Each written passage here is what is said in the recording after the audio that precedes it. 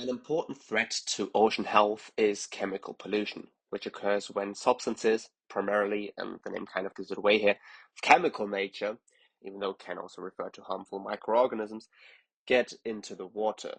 These substances can vary from agricultural waste through fertilizers, for instance, over sewage systems, to metals, oils, or even radioactive substances, and it impacts not only the oceans or big seas, but has a direct and devastating effect on our groundwaters as well.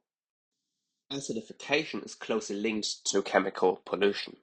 Though not primarily caused by chemical substances, as its main cause is the rise in fossil fuels and atmospheric CO2, it also describes a process of increasing acidity in the water, lowering its pH over time.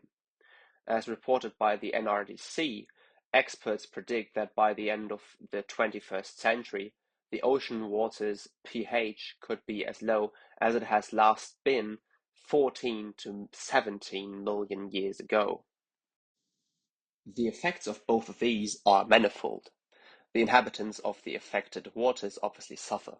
Fish, tortoises, or whales, plants, algae all have to deal with an increase in toxic environments, getting poisoned by many of the chemical substances. The acidification is extremely dangerous to corals and shellfish, as the increase in carbon dioxide in the ocean reduces the carbonate essential for them, and the latter also poses an immediate economic threat to fishes, as the shellfish industry might soon be fighting for its existence. An impact on human health is similar, both directly and indirectly.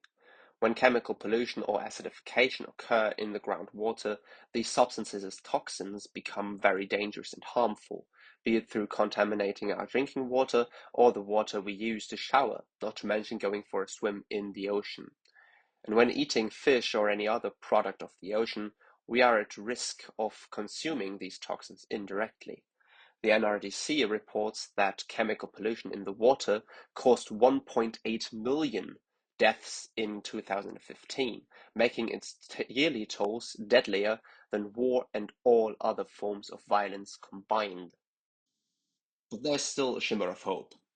Inform yourself where you can dispose of your waste correctly. Be aware and avoid oil leaks in your car, and don't put anything down your sink that you shouldn't.